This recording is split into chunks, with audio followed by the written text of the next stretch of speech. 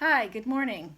I'm Ellen at Sisters 3 Farm, and today I wanted to continue my videos about using it up, wearing it out, making it do, or do without. Well, I don't know if I want to do without, but I sure do like using up my scraps. And today I was going to tell you about standing wool rugs or quillies. Now, what's a quillie? This is a quillie. I use them all over my house. This is a quillie on a tray. Let's see. This particular one happens to be very thin. I use like a number 4 or 5 cut, and they're wound up pieces of wool. So I do that. This is another example of a quillie or a standing wool rug. I took a lot of quillies, the same colors pretty much. You can manipulate them so they make odd shapes. You can go around them with strips of wool. This one, again, was pretty thin. So what I did is I backed this one with just some fabric backing. And I think I actually used fabric glue on this, but it probably in hindsight, I might do it in just sew it on. And then another example is I have a half round table, and this is another example of a standing wool rug or quilling. Can you get a good picture of that one? And this uses a different technique, and I love this one because it's just so primitive looking. I've got a lot of hand sewing that you can see along the edges. I finished the entire edge of this one, and it goes on a half round table, and I have a few quillies in there to do that, and I just love it because it's really thick and cushy, and I just love it. So one more thing, they're really practical because here's a tray that I've been filling with quillies, and I just kind of make them random, and I'm going to fill that whole tray up. And it's just an ongoing project. So when I have lots of scraps, I save them and I make quillies. And what exactly does an individual quillie look like? Well, it looks like this. Can you see that? And this is what it looks like where I stitch it. How about another one? Here's another quillie. And I do that. And I stitch it. So what are the tools that we need to do quilling? Well, it's very simple, and let me show you.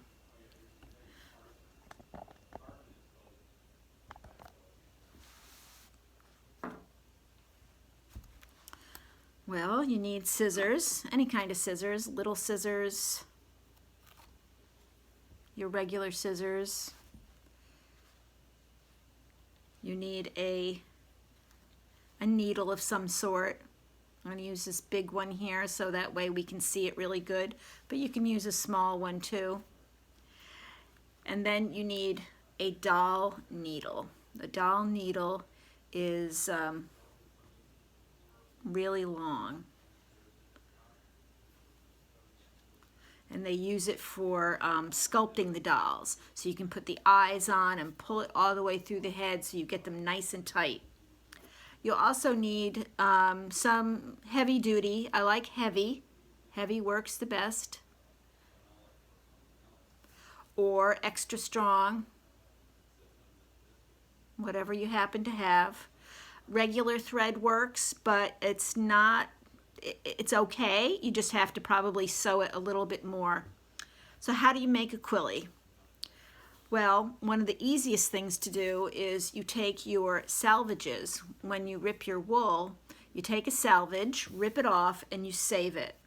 Or you take scraps of wool and your uglies or whatever's left over, and you cut it the same size as your salvage.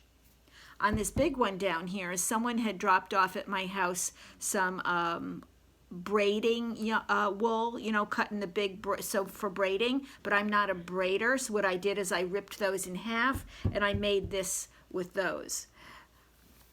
But this is what you do. You take 2 of them, and you don't have to take 2 of them. You could just do this with 1, but I like 2 because I think it really makes it look unique.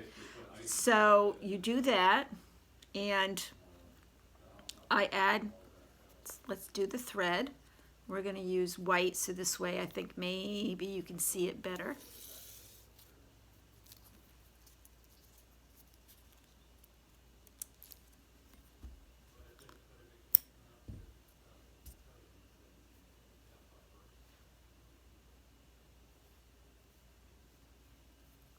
Don't forget, put a knot in the end. You want a knot.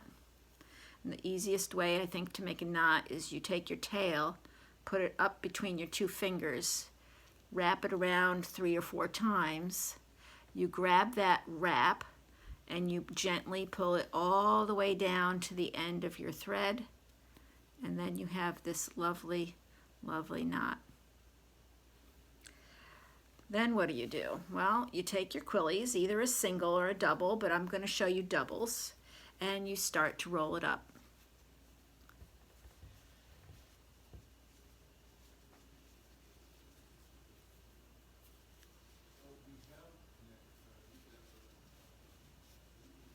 And you can make them small, you can make them big. We're just going to wrap this until we get to the end. And look at that, there we go.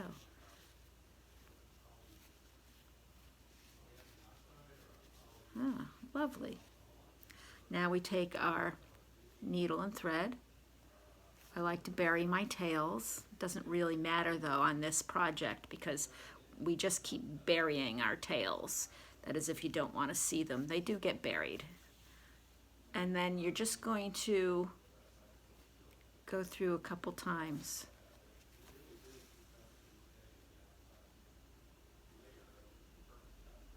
And that's terrific because you can see the white pretty good.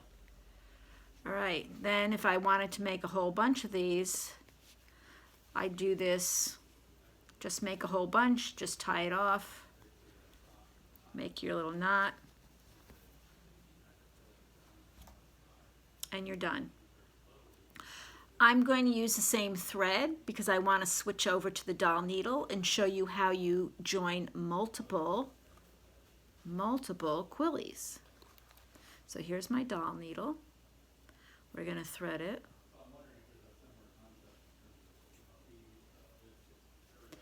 And we're going to take one of our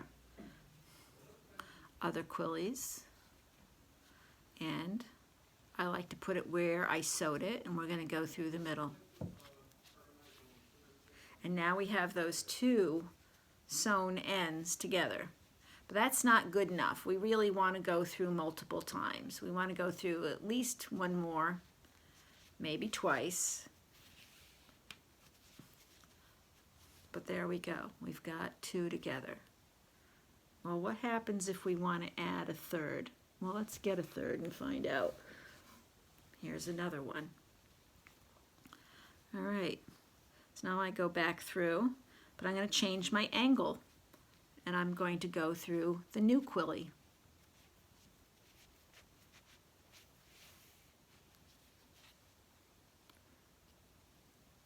And then I go through one of the other ones. And then I go back through the original quillie. Doesn't matter, as long as the 3 of them get joined together. So you can see all 3 are joined together. And I just keep doing that and building it to the shape that I want.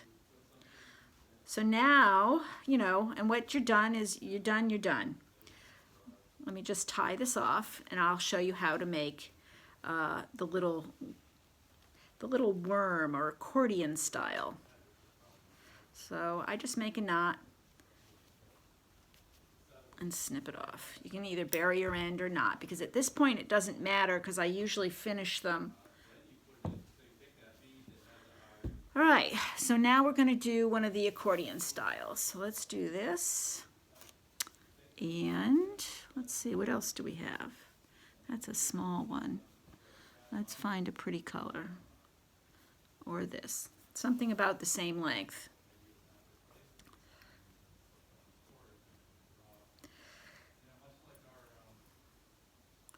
All right, so now we have our thread on our doll needle.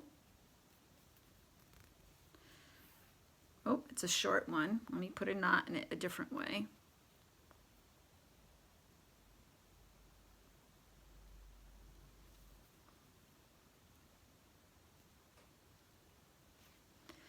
And what we're going to do is we're going to take those two and we're going to start making a little back and forth. Back and forth, back and forth. Make it look so you like it. See this? We're going to go through. And then we just keep on going. What I like to do actually is to just kind of guess at it.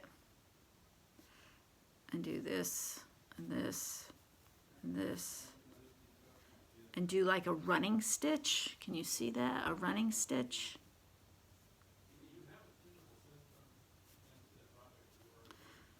Until we get as far as we possibly can, loading it onto the doll needle.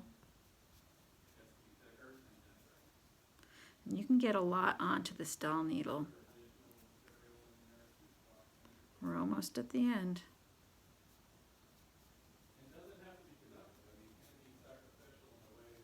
All right, so now we've got it all the way through, and we pull it, and we have a nice little accordion. Can you see that? And you can make them, put them aside. You can keep adding to this as much as you can. And what I do is I just tie it off the way you would tie off anything. Just make a loop, put your needle back through, give it a good tug, and you're done.